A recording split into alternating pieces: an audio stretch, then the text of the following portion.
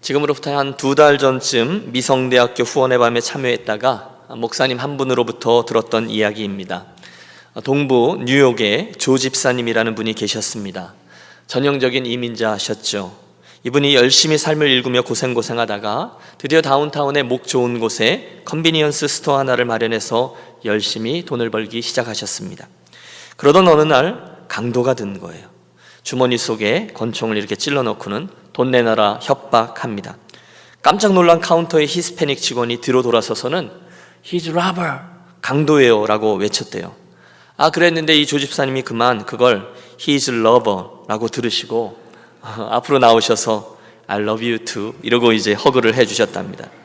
그러니 이 강도가 얼마나 놀랐겠습니까? 혼비박산해서 얼른 도망을 쳤고 뭔가가 좀 이상하다 했던 집사님이 상황을 파악한 후에 그만 털썩 땅바닥에 주저앉아 버렸답니다.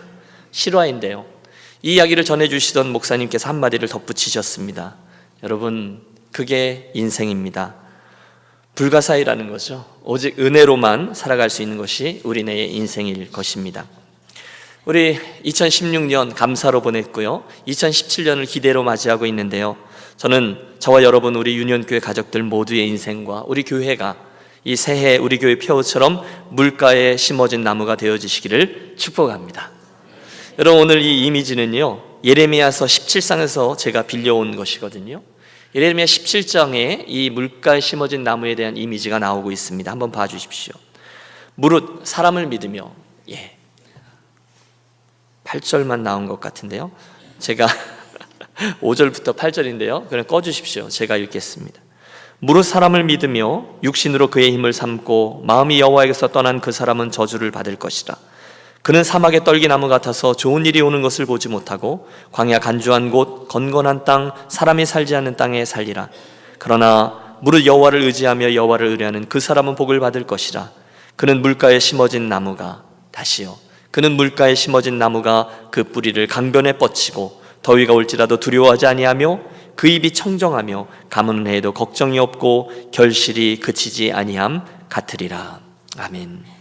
두 가지 종류의 나무가 비교되면서 우리 인생에 대한 이야기가 시작되고 있습니다. 하나는 사람이 거하지 아니하는 사막의 떨기나무와 같은 인생이 있답니다. 그리고 또 하나는 그 뿌리를 강변에 뻗친 물가에 심겨진 나무와 같은 인생이 있답니다. 여러분, 지금까지 저와 여러분은 어떤 나무의 모습으로 인생길을 달려왔습니까? 또 하나님 허락하신 새해에는 어떤 나무의 모습으로 인생길을 달려가고 싶으십니까? 저는 이번 새해의 첫 달 여러분과 함께 이 4번에 걸쳐 시편 1편의 말씀을 묵상하려고 합니다. 물가에 심어진 나무라는 시리즈 설교인데요, 이를 통해서 저와 여러분 공히 하나님께서 내 인생에 대해서 말씀해 주시는 현재형의 음성을 듣고 거기에 내 삶을 맞추는 복된 기회가 되시기를 바랍니다. 여러분, 시편을 아시죠? 시편은요, 하나님께서 수많은 시편 기자들에게 말씀하고 행하셨던 놀라운 일들을 그들 인생의 경험을 통해서 반응하고 해석하고 교훈을 얻어서 나름대로 자기들의 기도와 찬송으로 바꾸어 기록한 글들입니다. 그래서 시편의 모든 말씀들은 그들의 인생 속에 직접 체득된 말씀들이에요. 반드시 우리들에게 약이 됩니다. 보십시오, 여러분. 3000년 전 그들의 삶에는 오늘 우리들이 겪는 고난과 똑같은 고난을 겪는 이들이 있습니다. 그들은 오늘 우리들이 겪는 승리들을 똑같이 겪습니다. 또는 우리가 그들이 겪었던 실패도 겪고 있습니다. 그리고 이 모든 과정을 통과하면서 어떤 시편 기자들은 찬송과 감사로, 어떤 시편 기자는 탄식과 절규로, 그리고 어떤 이들은 회의와 질문으로 반응합니다. 하지만 이 다양한 패러다임이 궁극적으로 하고자 하는 이야기는 단 하나입니다. 그것은 하나님 앞에 살아가고 있는 저와 여러분의 인생은 과연 무엇인가, 어떤 것이 되어야 마땅한가, 바로 그것이죠. 여러분, 오늘의 본문 시편을 여는 첫 마디를 바라봐 주십시오. 이렇게 시작되죠. 복 있는 사람은 Blessed is the man who.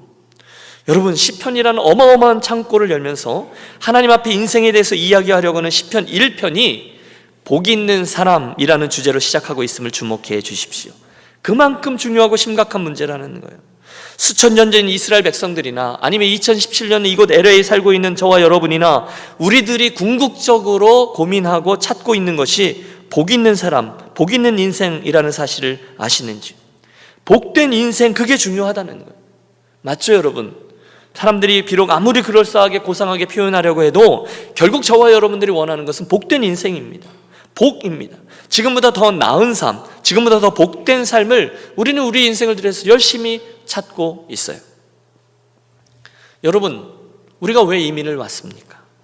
우리가 왜 그렇게 열심히 일을 하면서 이렇게 이민자의 삶을 읽어왔습니까? 우리가 왜 이 땅에서 그렇게 열심히 자녀들을 키웠습니까? 우리가 오늘 왜 이렇게 열심히 땀을 흘리며 또 건강을 지키기 위해 운동하며 이렇게 달려가고 있습니까? 이유는 하나예요. 더 나은 삶입니다. 더 복된 삶을 살기 위함이에요. 이를 위해서 우리는 최선을 다해서 지혜를 짜내고 있고요, 배우고 있고요, 더 수고하고요, 처절하게 경쟁합니다. 왜요? 더 나아지려고요. 왜요? 더 복된 삶을 소유하려고요. 그건 맞아요. 그런데 여러분, 시편 1편은 그렇듯 무엇인가를 열심히 추구하며 달려가고 있는 우리들의 시선을 순식간에 우리 앞에 있는 그 무엇이 아니라 우리 하나님 그분께로 돌려주는 놀라운 역할을 해줍니다. 복 있는 사람은, 여러분, 하늘에서 정말 어마어마한 음성이 들려오는 거죠. 복된 인생을 찾고 있는가? 복을 찾고 있는가? 복된 인생 살기를 소원하는가? 여러분 잘 들어보십시오. 지금 이 말씀은요, 세상 사람들 똑똑한 그 누군가가 해주는 말씀이 아니에요. 이 말씀은요, 나의 인생을 이 땅에 지으시고 내신, 나의 DNA가 형질이 지어지기도 전에 나를 주목하셨던 그분께서, 나의 주물주께서 그 피조물된 나에 대해서, 인생에 대해서 말해주는 말씀이에요. 이것이 창조자인 내가 피조물된 너의 인생에 대해서 말하는 것이다. 여러분, 그 시편 1편의 첫 번째 문장, 우리가 어떻게 의미 깊게 이 앞에 서지 않을 수 있겠습니까? 묵상하고 또 묵상합니다. 암기하고 또 암기합니다. 아마 제 인생의 첫 번째로 암송했던 귀절이 바로 이 시편 1편일 겁니다. 복 있는 사람은 악인들의 꾀를 따르지 아니하며 죄인들의 길에 서지 아니하며 오만한 자들의 자리에 앉지 아니하고 오직 여호와의 율법을 즐거워하여 그의 율법을 주야로 묵상하는 자로다. 자로다. 이 옛날 버전이에요. 아, 그렇구나. 복 있는 사람, 최선을 다해서 하나님의 이 말씀을 경청합니다.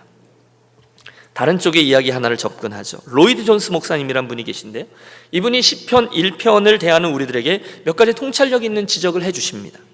우선 하나님께서 복 있는 사람은 이런 단어로 시작하신다는 것은 우리들의 인생에 있어서 정말로 복 있는 사람, 복된 삶이라는 것이 있음을 드러낸다는 거예요. 여러분, 제가 무슨 얘기를 드리는지를 잘 따라와 주십시오. 맞죠? 오늘날 슬프게도 많은 사람들이 정말 복된 삶을 산다는 게 가능한가? 에이, 그런 게 어딨어. 그냥 사는 거지. 별 기대감 없이 살아가고 있습니다.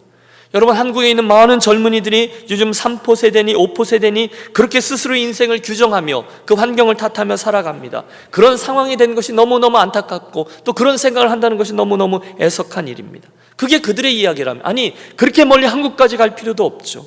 오늘 저와 여러분의 이야기를 한번 돌이켜 보십시오. 여러분, 저와 여러분들 중에는 그 누구도 젊은 날 앞으로 나는 별로 행복해지지 않을 거야, 그러면서 출발했던 분은 아니 계실 것입니다.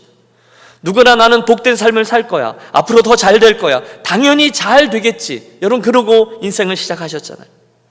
하지만 얼마간의 세월이 흐른 후에 우리는 이 복된 삶이라는 것이 그렇게 생각한 것만큼 간단한 게 아니구나라는 것을 알게 되었습니다.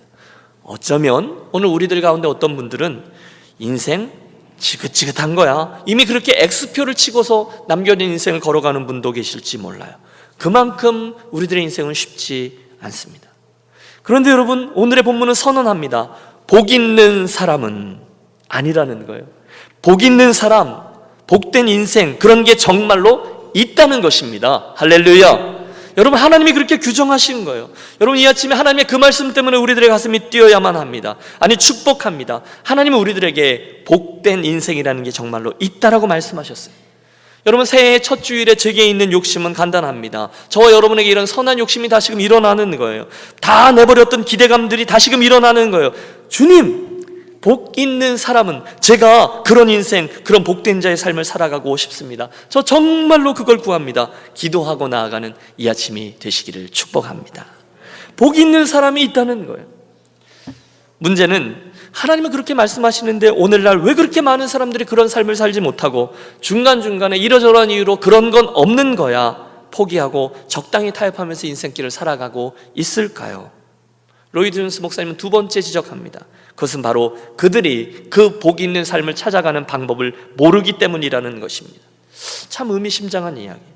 특별히 시편 1편 오늘 본문의 말씀은 오늘날 세상 사람들이 취하고 있는 그 복된 인생을 찾아가는 방식이 잘못되었다고 이야기해 줍니다. 방법이 틀렸다는 거예요. 여러분, 사람들은 종종 행복한 삶을 찾기 위해서 자기에게서부터 시작합니다.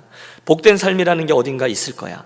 그래, 행복한 삶이라는 게 저기 있을 텐데 그걸 위해서 내가 열심히 공부하고 열심히 소유하고 열심히 일도 하고 열심히 사람들을 이용해서 미래를 준비하고 열심히 해서 취해내려고 한다는 거예요. 내가 그것을 붙들어 내려는 거예요. 그 방법이, 그런데 오늘 본문을 보면 그게 잘못됐다는 거죠. 내가 무엇인가를 해냄으로, 내가 그것을 소유함으로, 내가 무엇인가를 성취해냄으로 복된 인생이라는 것을 취할 수 있다 착각한다는 거예요. 그런데 하나님은 그게 아니다라는 거죠. 즉 하나님의 말씀입니다.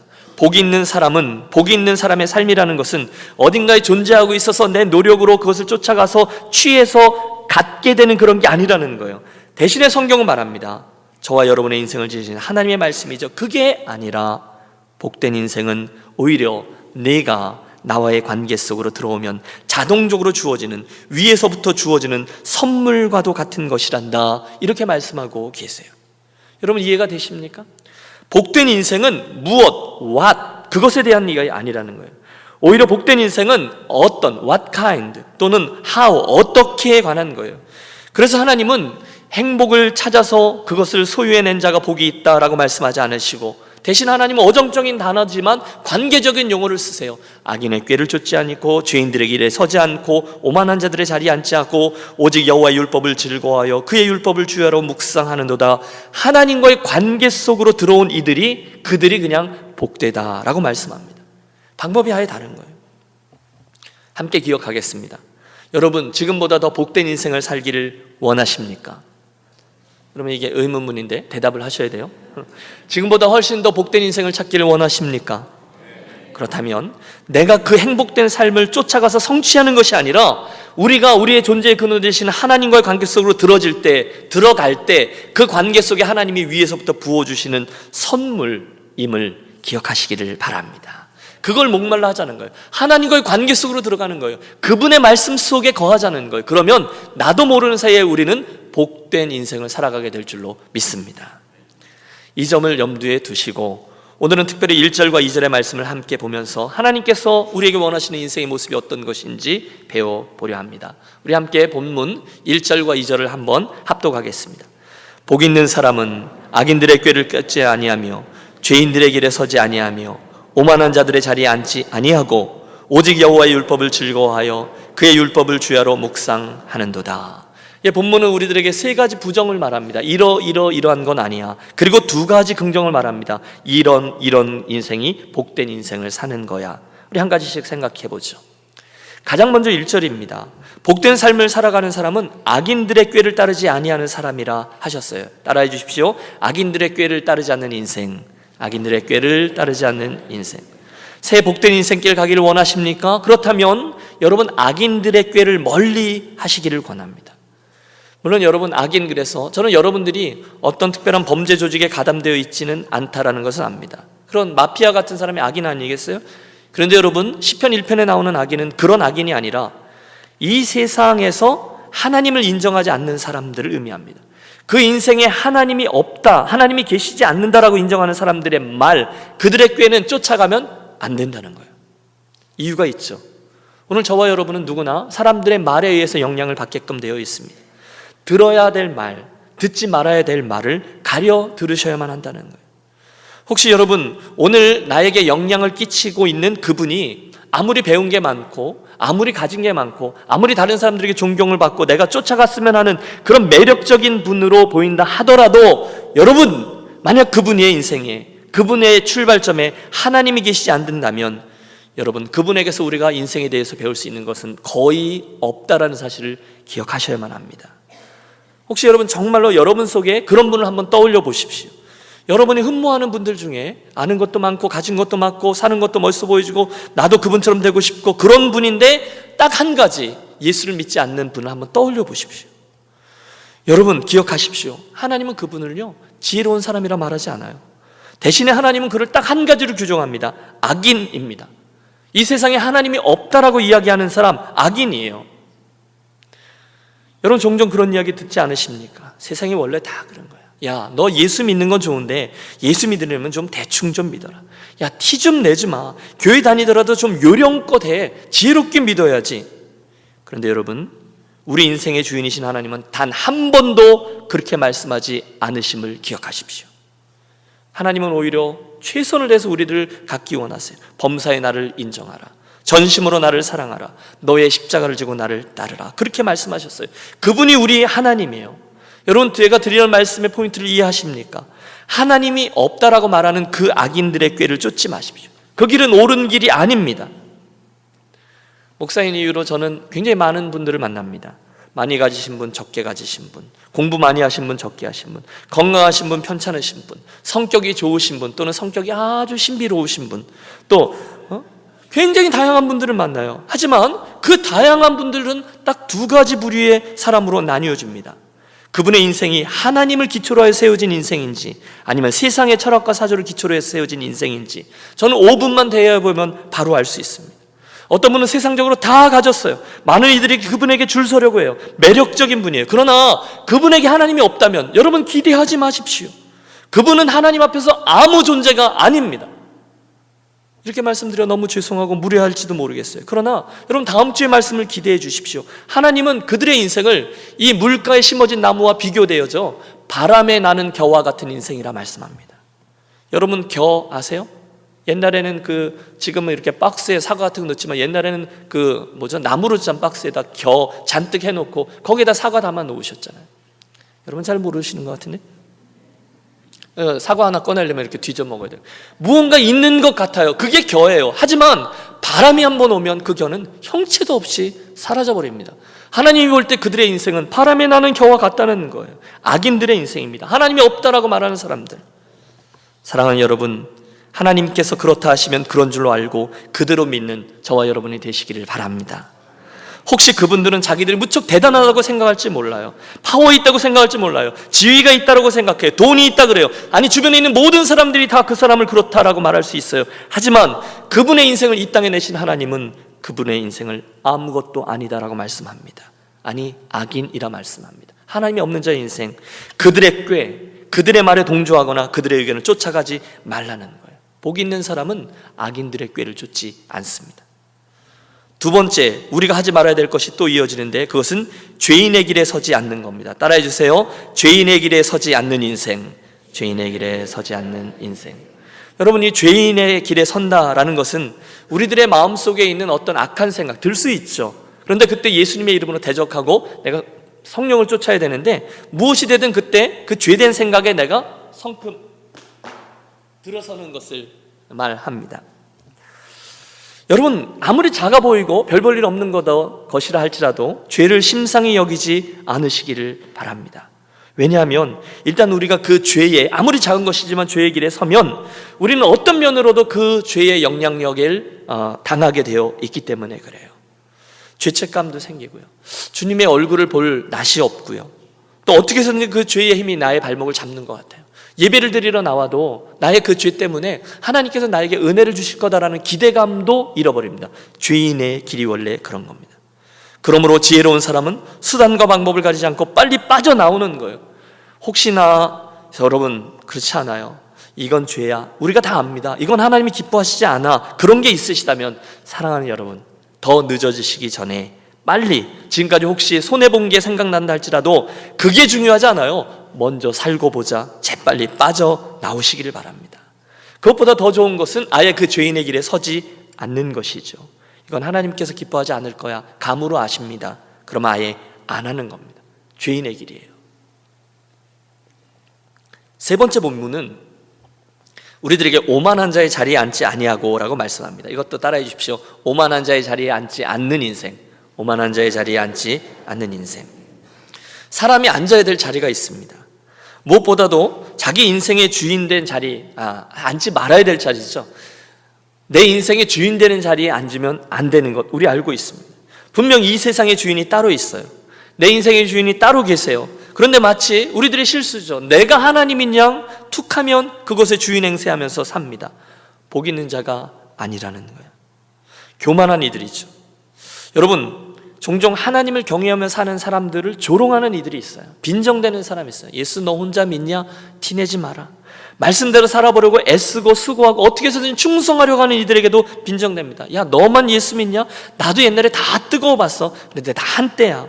여러분, 오만함입니다. 교만함입니다. 자기가 그들을 판단해요. 아니, 때때로 하나님의 움직임마저 판단하고 좌지우지하려고 하는 이들이 있습니다. 안 된다는 거예요. 지난 시간에 저는 이틀 동안 어떤 목사님 가정과 깊이 교제할 수 있는 기회를 가졌습니다. 그분 가정이 3대째 목사님인 가정이었어요. 그래서 자연히 목회에 대한 많은 이야기를 나누게 되었습니다. 대화를 하다 보면 이런저런 말씀들이 오가고요. 또 당신께서 객관적으로 보시는 우리 저와 또는 유니온교회 공동체에 대한 목회도 평가해 주면서 뭐 칭찬도 섞어 주시면서 이렇게 분위기가 익어갔습니다. 중간에 이분이 덕담을 하시는 거예요. 김 목사님, 유니온교회 오신 지 얼마 안 되셨는데 교회가 많이 분위기가 좋아졌다고 말씀 듣습니다. 참 감사합니다. 김 목사님 참 장점이 많으세요. 이렇게 칭찬해 주세요. 그럼 여러분 제가 어떻게 하는지 아세요? 저는 대부분 손을 이렇게 무릎 사이에 넣고요. 아닙니다 목사님. 잘 모르셔서 그러십니다. 아직 많이 부족합니다. 목사님 기도 많이 해주십시오. 온갖 겸손은 다 떱니다. 하지만 속으로는 이렇게 합니다. 조금만 더 하세요. 조금만 더 하세요. 다 맞습니다. 저 열심히 합니다. 저 그렇게 얘기하고 있습니다. 뭐죠? 저는 진짜 겸손한 사람이 아닌 거죠. 여러분, 제가 저를 잘 압니다. 저는 여전히 교만합니다. 그때 여러분, 저는 오늘 본문의 말씀을 기억하고 또 기억해야 합니다. 오만한 자의 자리에 앉으면 안 되는 거예요. 왜? 복된 인생은 나의 것이 아니기 때문에 그렇습니다. 그 목사님이 당신에 대한 이야기를 하나 해주셨습니다.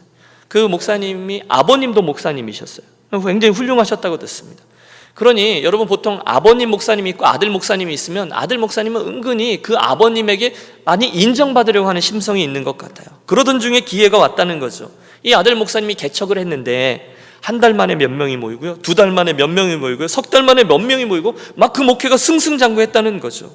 그러던 와중에 아버님 목사님이 그 목회지에 방문을 했기 때문에 이분이 막 흥분하면서 말씀을 드렸대요.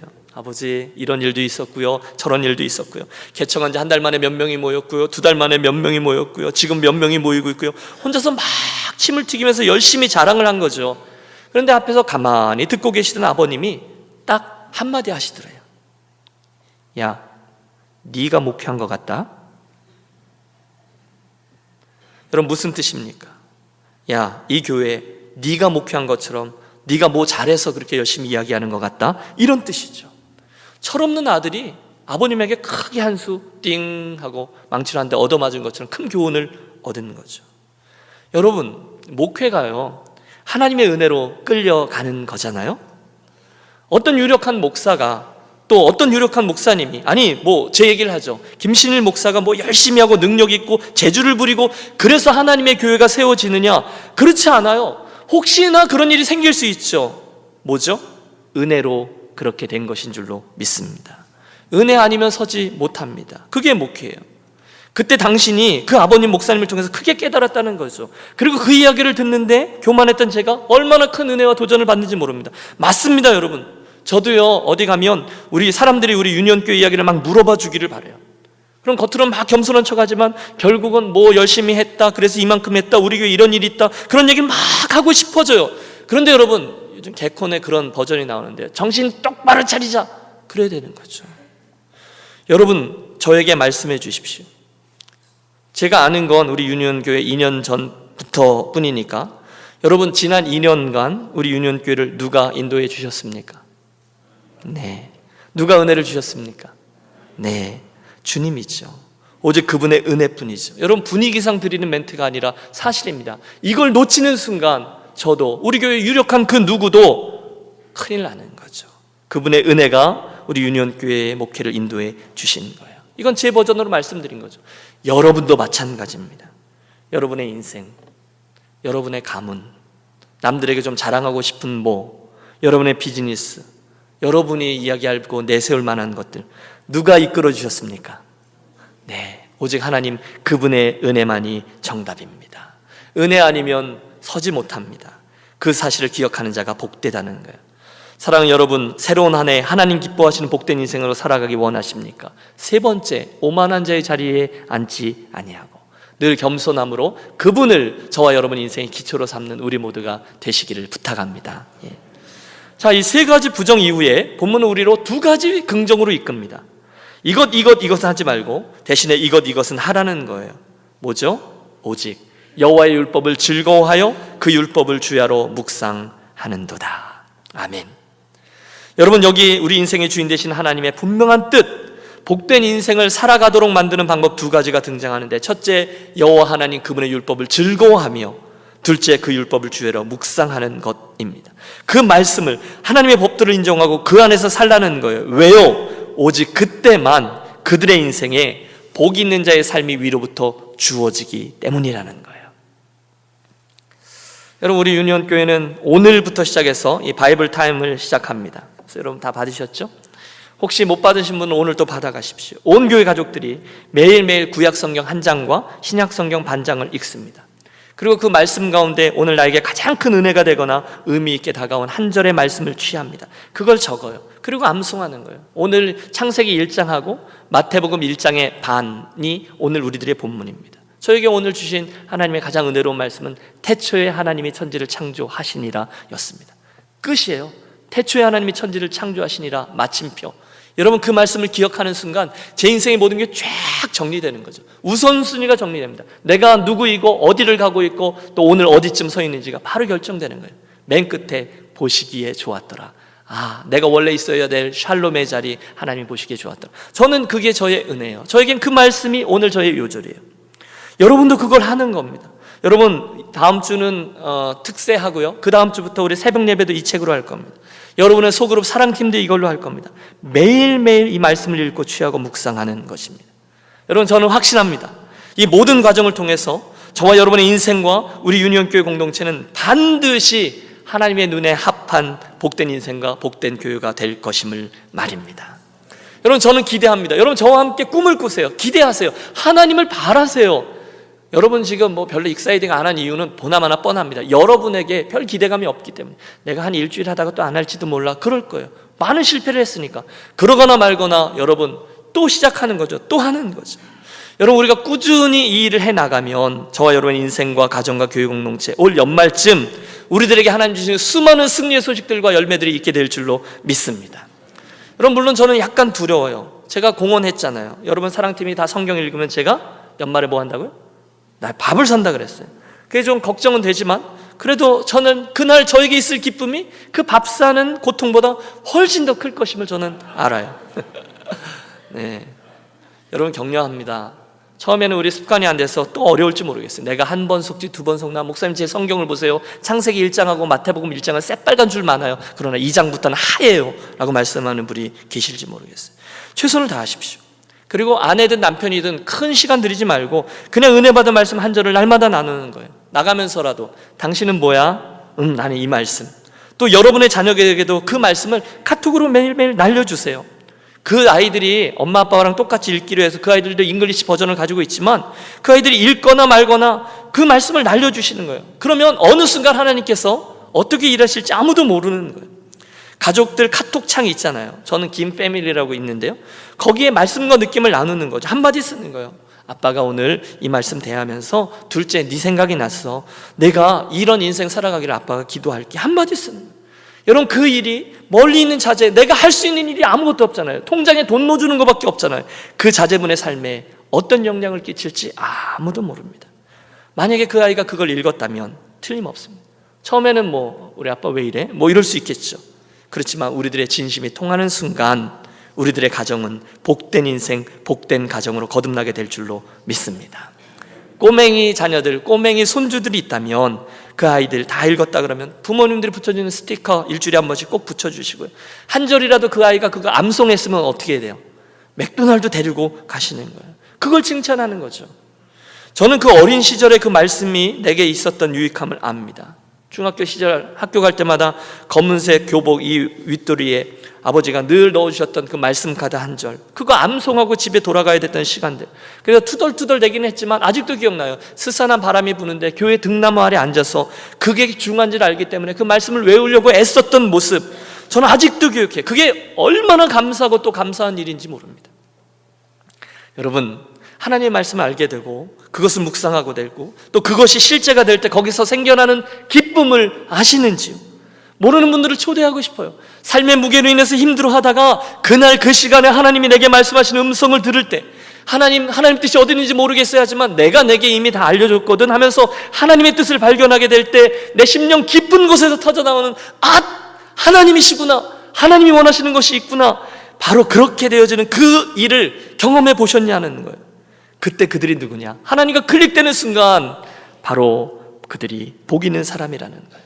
왜? 진정한 행복이 거기 있다는 겁니다. 함께 기억하겠습니다. 저와 여러분은 결단코 이 세상의 여타한 상황들과 조건들 때문에 만족하고 행복하게 되는 존재가 아닙니다. 기억하세요. 하나님은 애당초 저와 여러분을 그런 존재로 만들지 않으시고 오히려 생명, 하나님과의 관계 속에서만 행복해지도록 만드셨어요. 그렇기 때문에 그분과의 관계, 그분과의 교제가 살아있을 때에만 우리가 진정으로 복된 인생의 맛을 알게 된다는 거예요. 그러므로 행복한 인생은 어떤 인생이냐? 먼저 하나님의 말씀을 아는 거예요. 그리고 그 말씀을 통해서 내 삶에 살아계신 하나님을 경험함으로 그 맛을 알게 되는 거예요. 그게 진정 복된 삶이라는 거예요. 목사님, 나는 예수를 믿었는데 하나님의 뜻이 어디 있는지 도통 모르겠어요. 여러분 불평하지 마십시오. 하나님의 말씀이 저와 여러분에게 선명하게 주어진 당신의 뜻이 이곳에 있어요.